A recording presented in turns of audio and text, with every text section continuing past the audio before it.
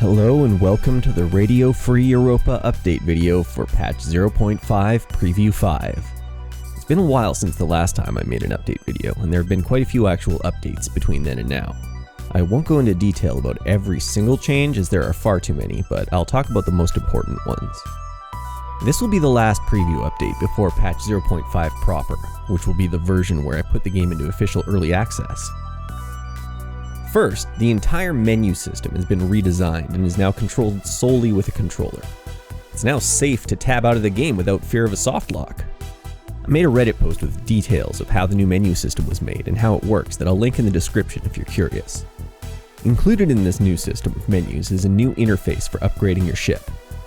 Now, any resource cubes collected at the end of a level from the level boss and any remaining ships that haven't been fully destroyed have a chance to instead become salvage.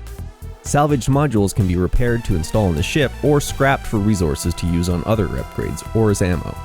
Ship upgrades are listed in the ship blade, and installing additional upgrades on the same part of the ship incurs an increasing cost. The same is true with weapon modifications. Each subsequent modification costs more resources to install on a weapon. Additionally, weapons are limited to a maximum of 5 installed modifications each. Weapons are free to install and uninstall so long as there is space on the ship.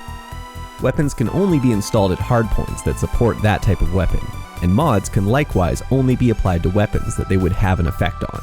You can now choose the color of your ship, and this choice affects your carrier ship as well.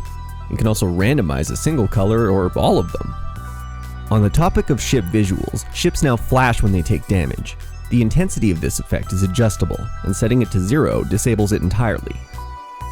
The HUD has been redesigned to take up less of the screen and look more visually appealing while conveying information in a more readable manner.